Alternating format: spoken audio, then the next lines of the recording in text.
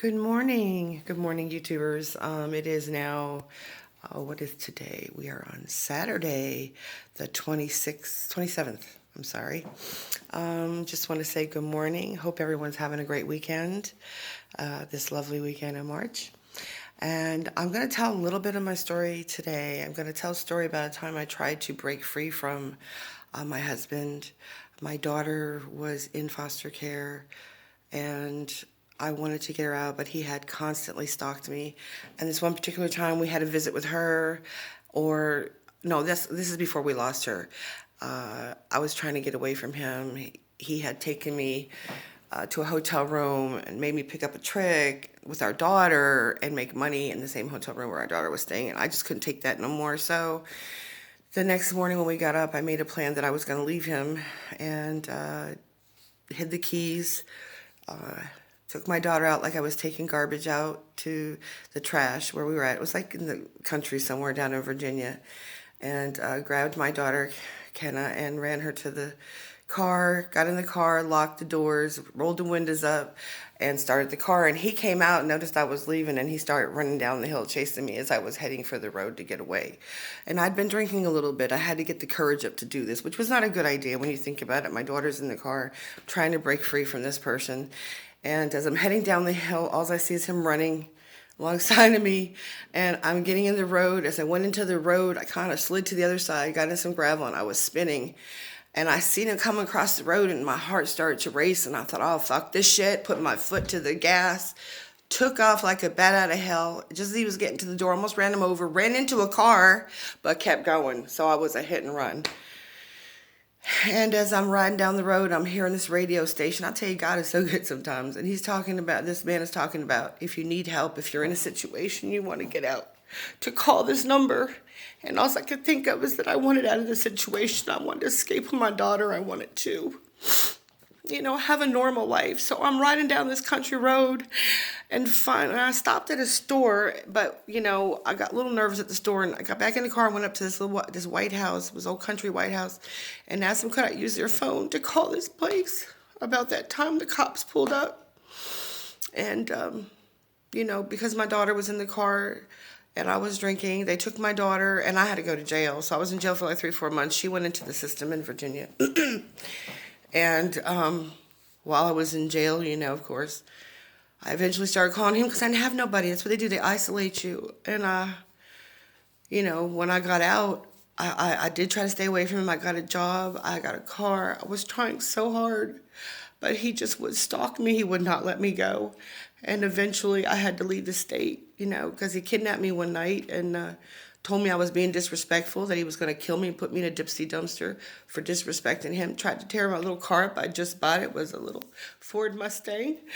Anything I ever had or wanted, any car I ever had, always got turned over to him or destroyed or crashed, or, if it couldn't be his, it wasn't going to be mine. That's the kind of attitude he had. He used to say, what's mine is mine, what's yours is mine. Anyway, I just want to say that real quick today. I'm not going to go into a lot of stuff.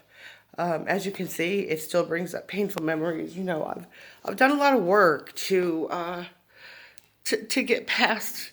I am a 60-year-old woman here soon. April the 5th, I'll be 60 years old. And I've been away from my husband since I'm 31. I had my son when I was 32.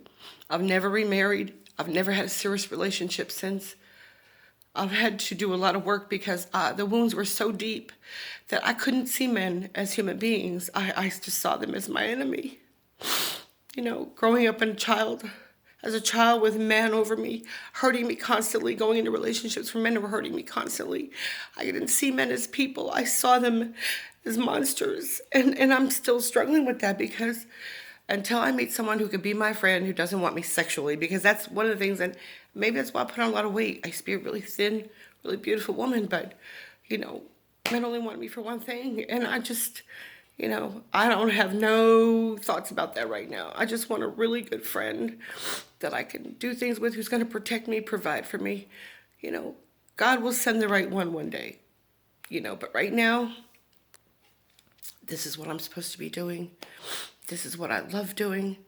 I love, I don't love telling my story because it always brings up painful memories, but I love helping other people. And if sharing my story will help other people, then doggone it, I'm going to do it. So this is day 2 of my son actually, me making the decision to allow him to be gone, like actually night 2, and then me cleaning his room yesterday and getting everything picked up. I was so excited because I finally got my house in order. When he was here, it was a mess. Let me show you. So this is my, I got to move too. I'm trying, oh, well, let me turn it around.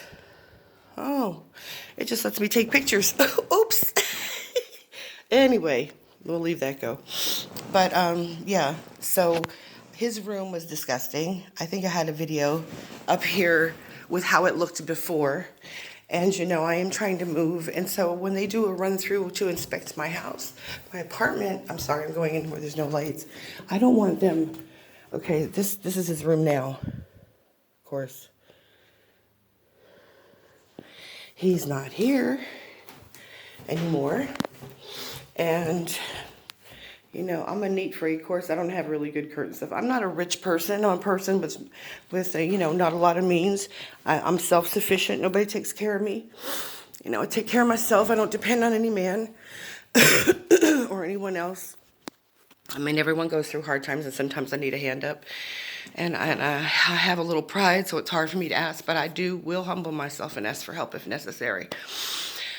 But that's all I got for now, folks. It's Saturday. I did a lot of cleaning yesterday, but today I've got, now what I did laundry yesterday, clean, but I left my vacuuming, sweeping, mopping, and my bathroom for today.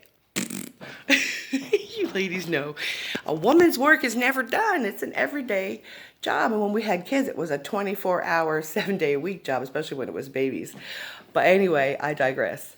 I am so grateful for y'all. I love yous. Have a most wonderful day, my family out there, and you all stay blessed and keep your chin up. And remember, you're worth it. I love y'all. Mwah.